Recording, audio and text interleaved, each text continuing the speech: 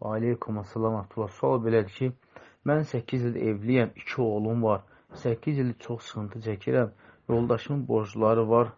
8 ildə verdic yenə üstünə gəlir. Nə uşaqların, nə də özümüzün bu dünyada ürəyimiz istəyən kimi bir rahatlığımız yoxdur. Oğlumun aylardır dişləri ağrıyır, yemək də yeyə bilmir. Uşaq artıq arıqlayıb, mənim onu həkimə apara bilmirəm. Yoldaşım həmçinin özüm də eynən canımız ağrıyır, həkimə gedə bilmirik. Bunlar bir yana, bu karantindən də dolayı yoldaşım çıxıb işləyə bilmir, borc üstə borc yığılır. Mən artıq dayana bilmirəm, əsəblərim tab gətirmir, gəncliyim əldən gedir, gördüyüm bir qadın bir gün güzaran yoxdur. Yoldaşım əlinə hansı iş əl atır, o iş qoruyur. Bir Allah onu ruzi, elə bir Allah ona ruzi yazmayıb, ya da bizə. Və yaxud da düşünür ki, bəlkə bizə ailəlikcə cadu olunub. Bacardığımız qədər haramlardan çəkinirik, ibadətləri edirik, uşaqları öyrədirik, Quranı, zikirləri və s. Ancaq dəyişən bir şey yoxdur. 32 yaşım var, özüm 50 yaşındakı kimi hiss edirəm. Mənə bir məsləhət verin, biz nə edək, bu vəziyyətdən çıxaq. Evimiz var bircə, onu da sata bilmirik illərdir. Yoldaşım da fikrindən saçı saqqal ağarıb, ömür gedir, biz isə elə çapalayırıq. Daim şükür edirik, dua edirik, başqa bir iş də gəlmir əldən. Zaten ruqya elə etməyə imkan yoxdur. Düşünürük ki, bəlkə seyir olar. Bizə bir məsləhət verin, nə edək ki, borclardan qurtulaq və insan kimi yaşayaq, sürünməyək. Ümumiyyətlə, hər bir insanın bu dünyada sıxıntısı var, çətinliyi var və hər bir ailənin sıxıntısı özü üçün böyük bir sıxıntıdır, böyük bir dərddir və hərənin dərdi özü üçün böyükdür, dözülməzdir, ağırdır, çətindir, sıxıntılıdır. Amma unutmayın ki, Allah Subhanahu Quran-ı Kərimdə buyurur ki, "Lə yukəllifullahu nəfsən illə vus'aha." Allah Subhanahu insana onun gücü çətməyən bir şey ona yükləməz. Hər insan özünün daşıdığı yükü yüklənir. Allah Subhanahu bizim daşıya bilmədiyimiz yükü bizə yükləmir. Sadəcə təbii ki, burada insanın tutduğu səbəblər də mühümdür və insan əgər düzgün səbəblərdən tutmursa, və təbii ki, bu da insanın sıxıntıların çətinliyini artırır və insan tutalım ki, əgər bir işin dalıncadısa, o iş onda alınmırsa, çətinlik çəkirsə, insan o zaman düzgün ölçsün, bitsin, düzgün qərar versin və düzgün sənətin dalınca getsin.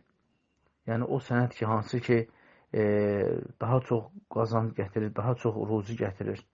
Elə düşünməyin ki, Allah Taala sizin ruzunuzu verməyib, xeyr. Hər bir insanın ruzi ana bətində 4 aylığında olanda onun ruzi yazılır. Sizin də, uşaqlarınızın da və yoldaşınızın da. Amma dediyimiz kimi düzgün səbəblərdən tutmaq lazımdır. Və ola bilər ki, bu Allah Subhanahu sizə bir imtihandır və Allah Subhanahu sizi bu ilə sınağa çəkir və həmçində ola da bilər ki, müəyyən günahlar var. O günahlar ucbatından da siz bu sıxıntıları keçirə bilərsiniz. Ona görə İmam Malikin yanına bir insan gəlir və dolanışıqlarından narahatsız edirlər və İmam Malik rəhməllah deyir ki, "Estağfiru rabbakum." Rəbbinizə çoxlu istiğfar edin, bağışlama dilin. Alimlər deyir ki, əgər bir insan ki, çətinlikdən, sıxıntıdan əziyyət çəkirsə, o zaman Allaha çoxlu istiğfar eləsin. Çoxlu istiğfar eləsin, bağışlama diləsin. Və insan heç bir zaman da Rəbbinin ona verdiyi ruzidən şikayətçi olmalı deyil. Rəbbin ona verdiyi ruzidən şikayətçi olmalı deyil. İnsan daima şükür içində olmalıdır. Və yəni insan hətta müraciət eləyəndə də, sual kimi yazanda da, yəni çalışmalı elə sözlər istifadə eləsin ki, o Rəbbinə qarşı asilik olmasın, asilik kimi yozulmasın. Çünki siz burada sual kimi müraciət eləmişsiniz, amma yazılarda müəyyən yerlərdə narahatçılıq əlamətləri hiss olunur. Halbuki biz sələflərin, salihlərin həyatına baxanda görürük ki, onlar bütün ömürləri sıxıntı içində olublar, amma heç bir zaman Rəblərinin qədərindən narahatsız etməyiblər. Rəblərinin qədərindən narazı etməyiblər. Ona görə hətta siz sual kimi yazırsınızsa da belə, yəni çalışın yazılarınızda da olsa belə, yəni Allahın qədərindən narazılıq olmasın, narazılıq kimi görsənməsin. Daimən şükür içində olasınız. Və təbii ki, hər bir qeyd edildiyimiz kimi, hər bir insanın dünyada sıxıntıları vardır. Hər bir insanın müəyyən çətinlikləri vardır. Hətta kasıbın özünə görə dərdi var və pul insanın özünə görə dərdi vardır. Əsas odur ki, insanın qəlbi imanla, dinlə, şükürlə dolu olsun. İnsan hər bir zaman Rəbbin hər bir nemətə şükür eləməyə bacarsın. Yəni, az bir şeyə də siz şükür eləsəniz, Allah Subhanahu o neməti sizə artırar. Çünki Allah Teala Quran-Kərimdə buyurur ki: "Və lən şəkərtum l'əzidənəkum." Əgər siz şükür etsəniz, mən sizə olan nemətimi daha da artıraram. Və nemətin artmanın səbəb şükrün çoxalmasıdır.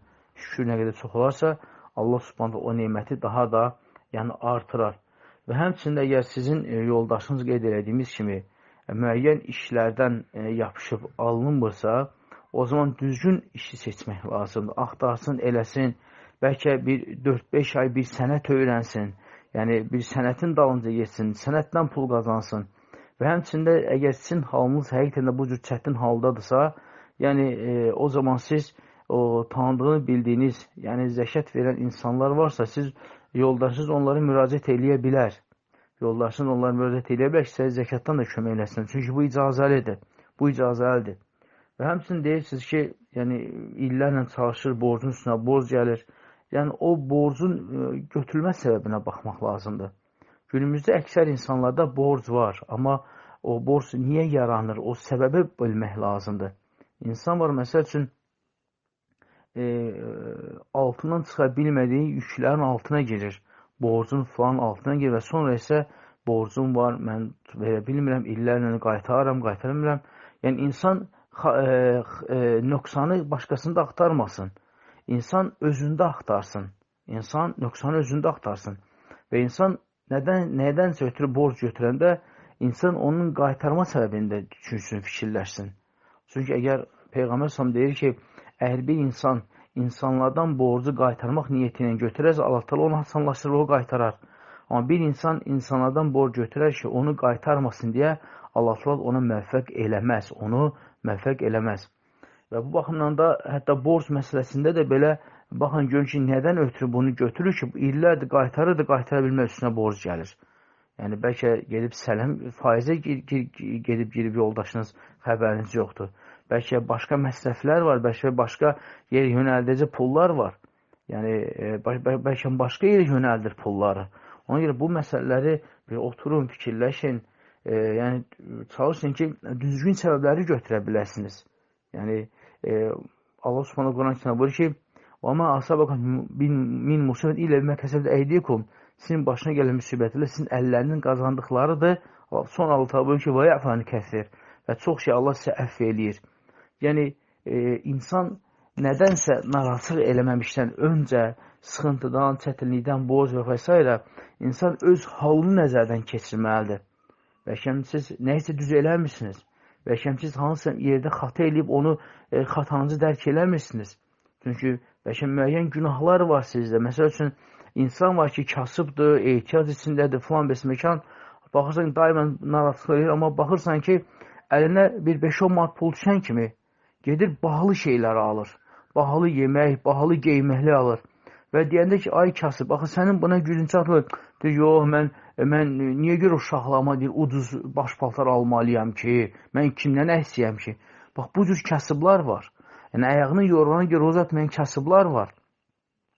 Həqiqətən də bu məsələlər ciddi məsələlərdir. Yəni, insanlar var ki, kasıbdırlar, amma özünü kasıb kimi aparmırlar. Yəni, insan əgər kasıbdırsa, insan kasıb kimi də görsənməlidir. Amma insan kasıb olmağına yanaşı bahalı geyinsin, keçinsin, ora taksi ilə, bura taksi ilə. Kim ona zahirən kasıb deyər ki? Yox, mən özümü sıxışdırmıram, mən özümü kasıb deyənmərəm. Bax, sən sonunda məcbur olsan axı müraciət eləməyə.